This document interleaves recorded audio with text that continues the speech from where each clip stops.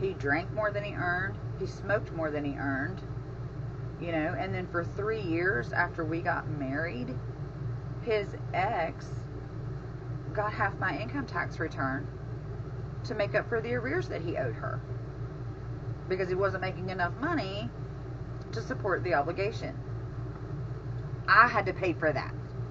I paid for that.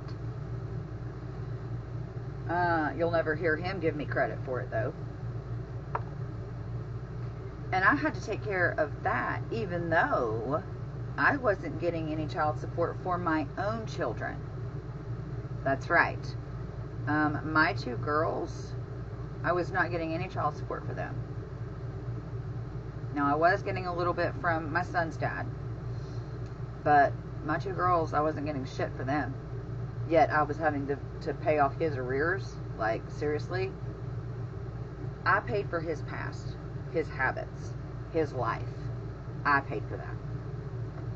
And I had to do everything fairly for all of our children. Like, which I wasn't really, I'm not complaining about. I don't want it to sound like that. But his kids had another parent, you know, that would do things for them. If I did something for one of my kids, then I had to do it for his too. So like Christmas, for example, I had to spend the same amount of money on all the kids, except his 2 kids got a whole other Christmas from their mother. And then my kids couldn't understand why his kids would get so much more stuff. You know, it wasn't fair. It was never fair.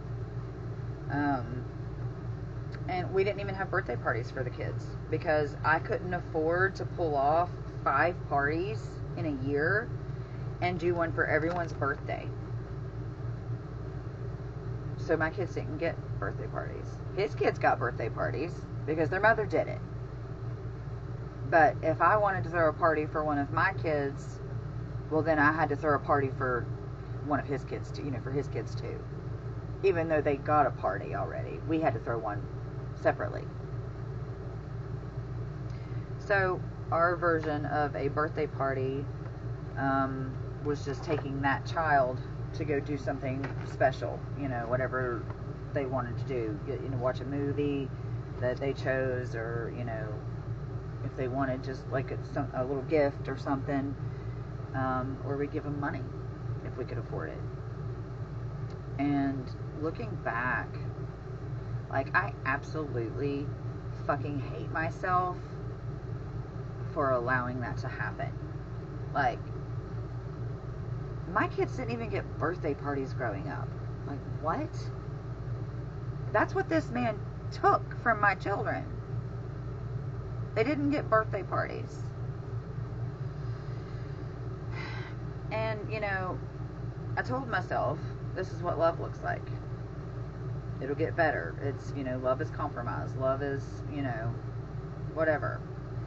I always saw the potential versus what was actually in front of me, you know. And I'll tell you, the straw that broke the camel's back, we had to get our air conditioner serviced. And this was later on in the relationship. This was not long before we got divorced. We had to get our air conditioner serviced, and I knew that when I paid for it, it was going to cause me to overdraw later in the week when, you know, some other automatic items were going to clear. I told him about this and told him that I would have to pay an NSF fee of $30. Well, he made a little extra money on the side by transporting his friend's son to and from his mother's because his friend didn't have a car.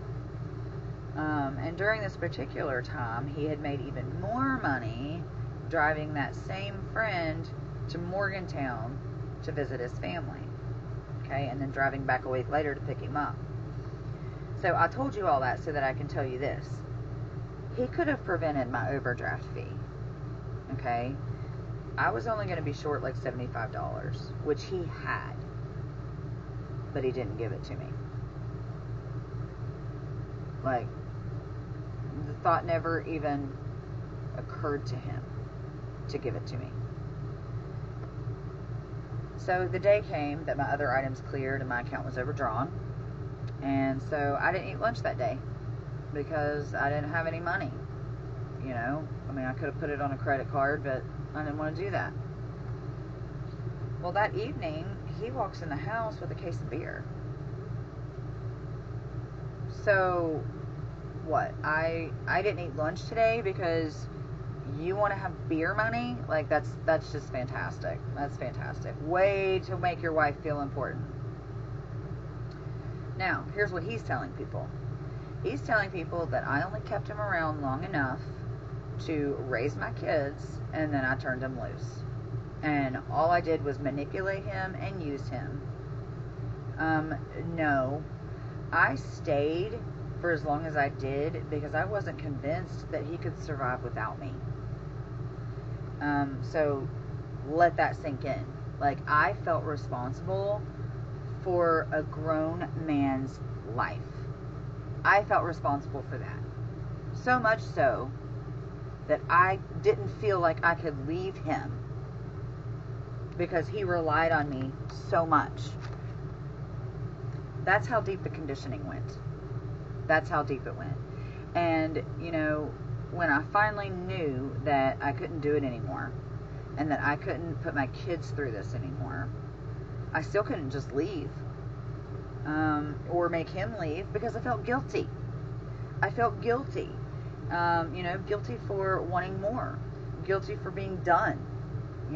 Guilty for choosing myself. I felt guilty for how much it would hurt him. So, what did I do? The only thing I thought to do. I refinanced the house in both of our names because I couldn't qualify a loan. But then I paid off all of our debt. Like, every dollar. With the exception of my solar panels and my student loans. I couldn't get enough, in the refinance for that. But every credit card, every loan, every medical bill was paid off. And then I just simply asked him to leave. The man never did one thing for his credit.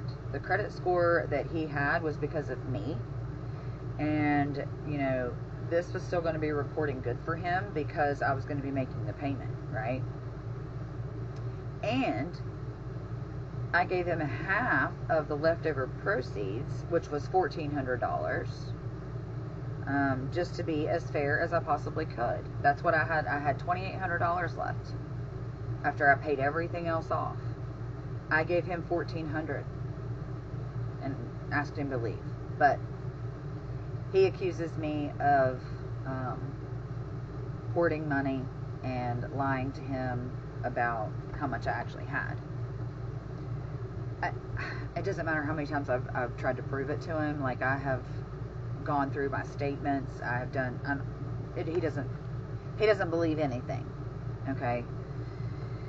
I don't know if he just thinks I fabricated all that crap. I don't know.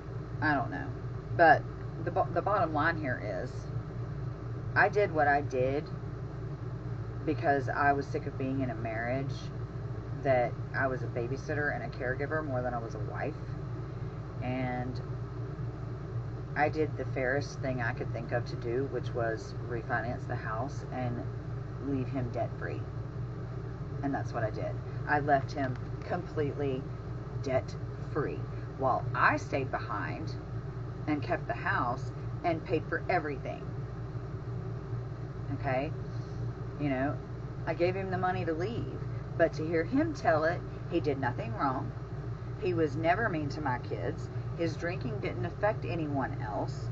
And, I'm just this horrible, selfish bitch who used him and manipulated him.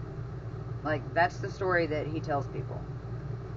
It took him 4 months to get out of my house, which was awarded to me in the divorce, I might add.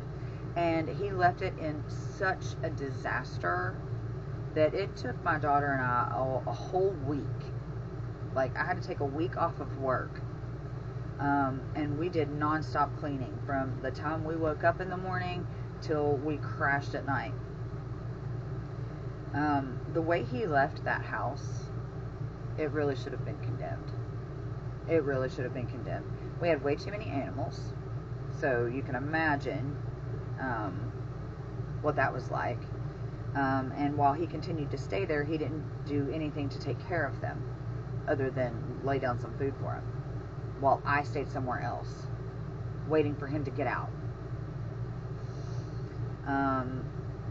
There was so much cat shit and piss in that house that we literally had to buy putty knives and get on our hands and knees and scrape cat shit off the floor.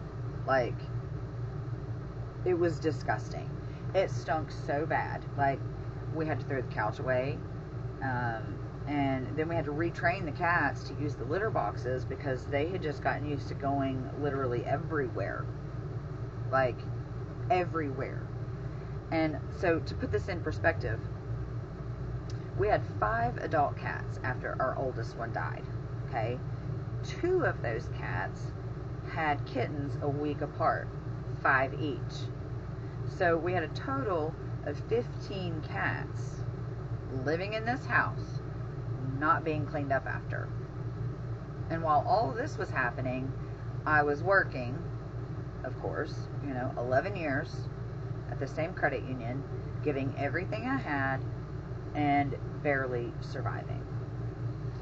I asked for raises. I asked for more responsibility. I tried to prove my worth.